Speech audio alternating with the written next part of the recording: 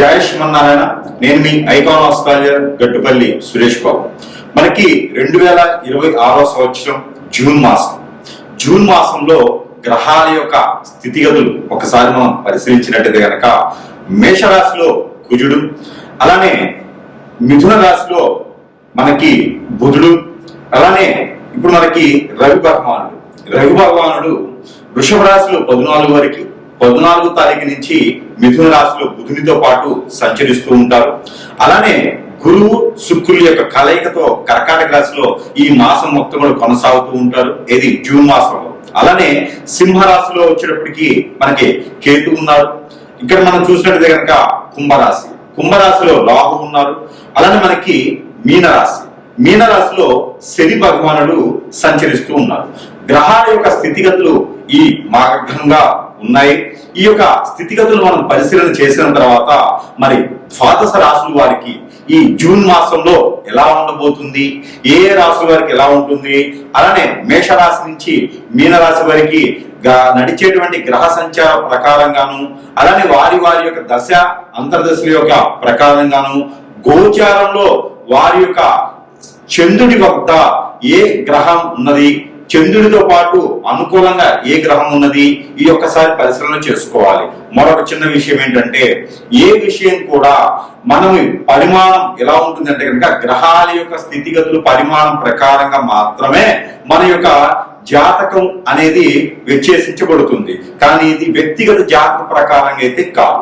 మీకు మనము ఓవరాల్ గా అంటే ప్రమాణ పూర్తిగా కూడా ఇది ప్రమాణాలు ఎట్లా అంటే గ్రహాల యొక్క స్థితిగతుల ప్రమాణాలు ఎట్లా ఉంటాయి అంటే కనుక ఆ రాశిని మొత్తము కూడా సూచిస్తూ ఉంటాయి. దానిలో మీది ఉండొచ్చు, ఉండకపోవచ్చు. కానీ వ్యక్తిగత జాతకం తెలుసుకోవాలి.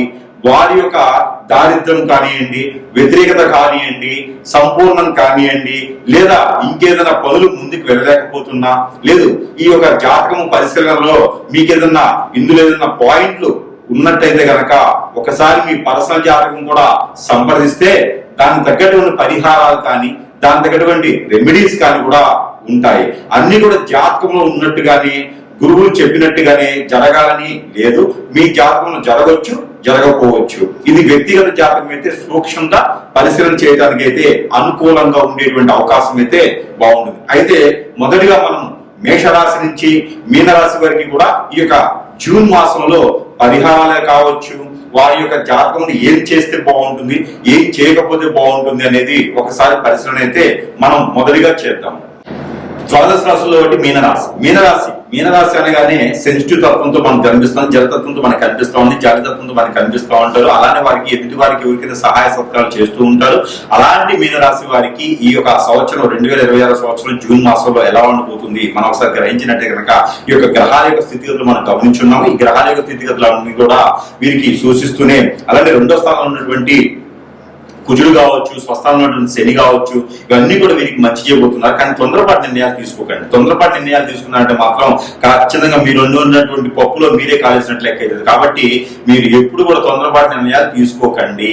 అలానే ఆరోగ్య సమస్యలు కొంచెం సూచిస్తున్నాయి కాబట్టి మీరు ఎక్కువగా నిమ్మకాయలు వాడండి. సో ఈ యొక్క జూన్ మాసం మొత్తం కూడా ఎక్కువగా నిమ్మకాయలు వాడటం, ఎగ్గులు, మనకి కోడి గుడ్లు ఉంటాయి కదా, అవి ఎక్కువగా తినేదానికి ప్రయత్నం చేయండి. ఇక గురువు గారు చెప్పారు కదని చెప్పి అదే ఆహారంగా చేసుకోకుండా ఎక్కువ శాతం తినండి, కానీ రోజు మొత్తం అవే తినకండి. రోజుకు 2 కన్నా ఎక్కువ తినకూడదు.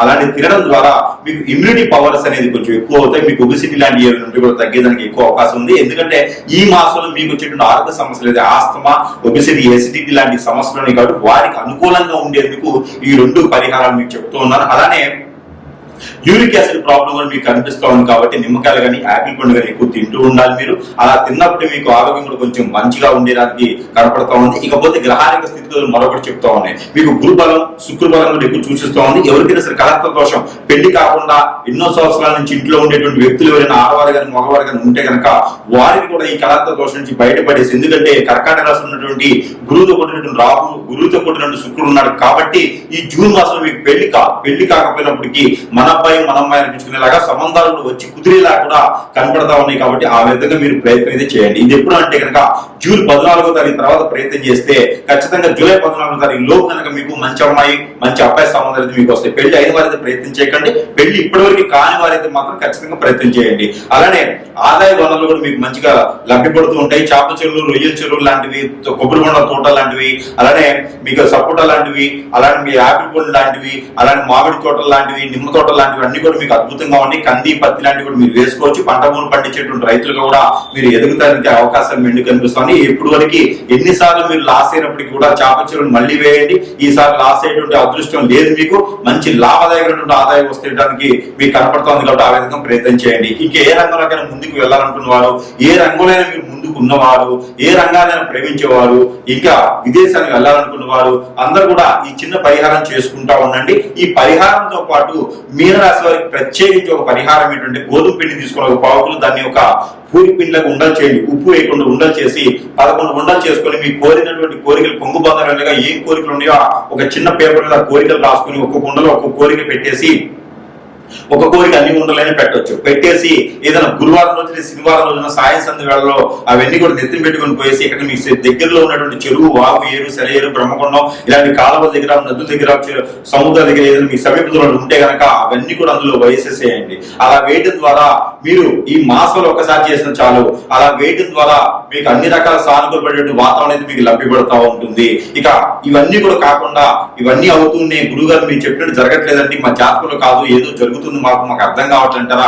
మీ మంచితనానికి, మీ సెన్సిటివ్ తత్వానికి, మీరు ఆలోచించుకునే గుణానికి, మీ ప్రేమ అనురాగాలకి తట్టుకోలేక, ఓర్చుకోలేక, ఓర్పు లేక, సహనం లేక, కుళ్ళు కుతంత్రంతో మీ మీద దండెత్తి చేయించేటువంటి చేయుడు ప్రయోగాలు అవి ఇప్పుడే బ్లాక్ మ్యాజిక్, వసీకరణ, భాగములు లాంటి ప్రయోగాలు చేయించేసి మిమ్మల్ని దూరం చేసి, భార్యాభర్తల మధ్య వెడబాటు చేసి, పిల్లల బిడ్డల మధ్య వెడబాటు చేసి, చెట్టుగోలు కొట్టుకోలు చేసేటువంటి అవకాశాలు ఉన్నాయి. మానవ గ్రహాలు చేసేటువంటి అవకాశాలు ఉన్నాయి. కాబట్టి వాటి జోలు వెళ్లకుండా ఎక్కడైనా సమీపంలో మంచి గురువు ఉంటే కనుక అక్కడ మీరు సూచించినట్లయితే కనుక మీరు జాతక ప్రకారంగా కాకుండా, దశల ప్రకారంగా కాకుండా, అంతర్దశల ప్రకారంగా కాకుండా మీకు స్థితిగతులు ఏమున్నాయి, మీకు ఏదైనా జరిగిందా దాని కూడా సమస్యకు పరిష్కార మార్గం చూపించే విధంగా ఉంటుంది. కాబట్టి ఆ విధంగా ప్రయత్నం చేయండి. అప్పటి వరకు కూడా మీరు చెప్పినటువంటి పరిహారం ఏదైతే ఉందో ఈ పరిహారం ప్రతినిత్యం కూడా మీరు పాటించిన అవసరం లేదు. ఒకసారి చేస్తే కూడా ఈ పరిహారం చేయడం ద్వారా మీకు కొంచెం ఉపశమనం లభ్యపడుతుంది. ప్రతిరోజు చేసుకునే పరిహారం ఉంటుంది.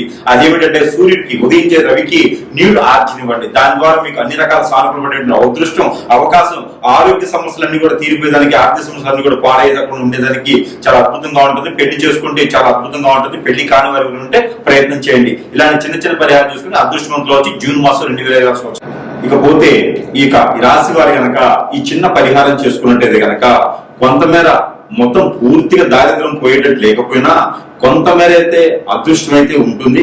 మిశ్రమ ఫలితాలు అయితే లబ్ధి పొందుతాయి.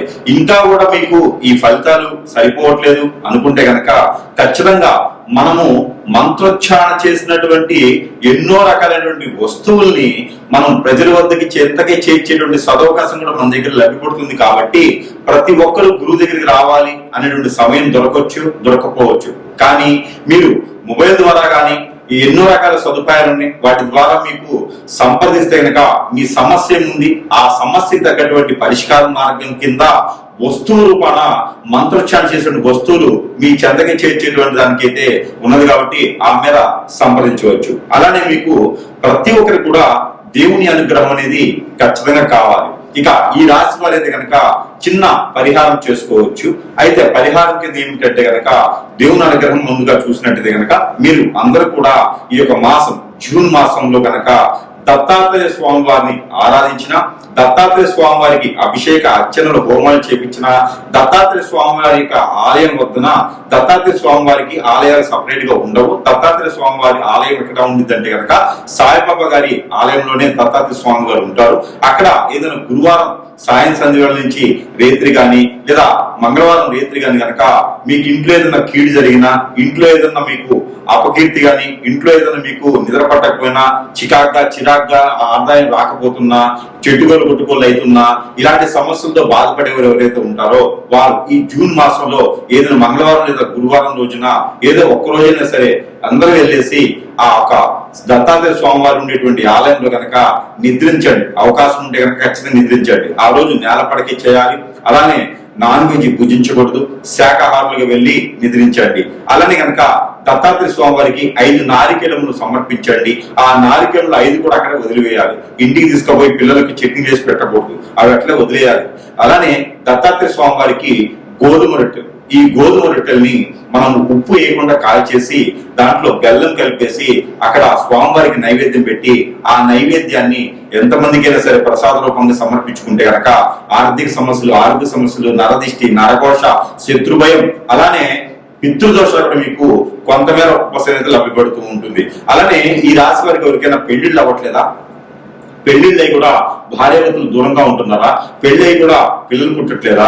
వ్యాపార వృద్ధి రావట్లేదా? ఇవన్నీ మీకు ఉన్నాయంటే కనుక మీరు కొత్తగా ఏదైనా వ్యాపారం మొదలు పెట్టాలన్నా, విదేశీ ప్రయాణం ఏదైనా చేయాలనుకుంటున్నారా? ఇవన్నీ కూడా మీరు మోసపోకుండా ముందుకు వెళ్ళేదానికి చిన్న పరిహారం చేసుకోండి. ఎక్కడైనా సరే నాగపడేలు కానీ, సుబ్రహ్మణ్య స్వామి ఆలయం కానీ, లేదా శివాలయంలో కానీ, లేదంటే మానసదేవి అమ్మవారు ఉంటే కనుక అక్కడ మీరు పంచామృత అభిషేకం కనుక చేసేయాలి. వినాయక స్వామి వారికి పొట్టు వస్త్రాలు సమర్పించండి. అలానే మీకు మరకత లింగం ఎక్కడైనా కనిపిస్తే కూడా అక్కడ మీరు అదృష్టకంగా అభిషేకం చేసుకోండి.